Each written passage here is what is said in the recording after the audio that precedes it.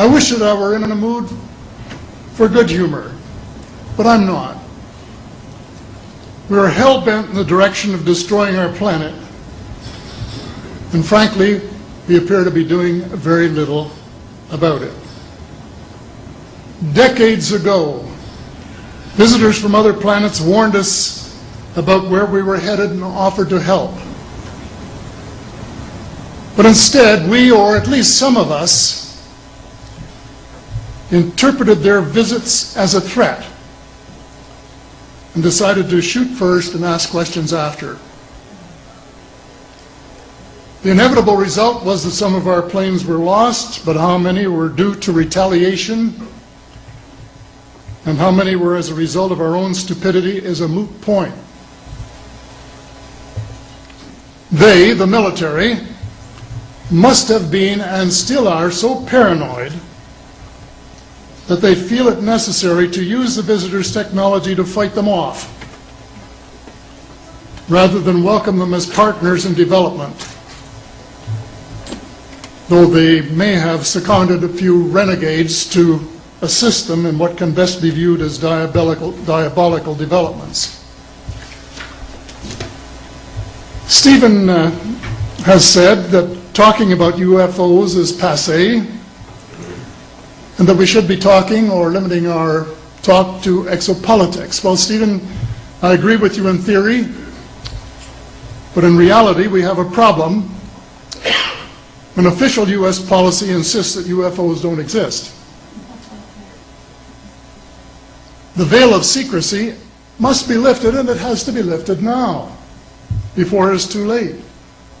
It is ironic that the U.S. should be fighting monstrously expensive wars in Iraq and Afghanistan, allegedly to bring democracy to those two countries, when it itself can no longer legitimately claim to be called a democracy, when trillions, and I mean thousands of billions of dollars, have been spent on projects about which both the Congress and the Commander-in-Chief have been kept deliberately in the dark.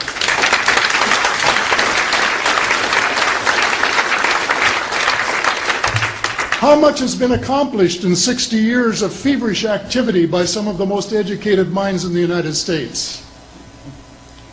Has America developed flying saucers that are visually indistinguishable from the visitors, as alleged? And if so, what do they propose to do with them? Even more critical, what progress has been made in the development of clean energy sources that could conceivably replace fossil fuels and save the planet from becoming a veritable wasteland? Well, who has the answers? Someone does, but apparently they aren't telling either secretaries of defense or presidents because they don't have, quote, a need to know. In a story told by Dr. Stephen Greer, President Clinton was asked a question by White House reporter Sarah McClendon about why he didn't do something about disclosure. And Clinton replied, "Sarah, there's a government inside the government, and I don't control it."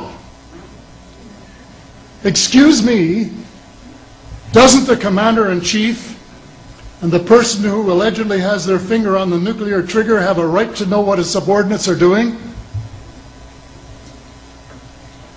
The people of the United States who have paid the bills have the right to know. The people of the world demand to know because it is our descendants too whose lives are in mortal danger. It is time for the people of the United States to launch a new war against the evil of lies, deceit, and darkness, and go all out to win the victory of truth and transparency and light. Thank you.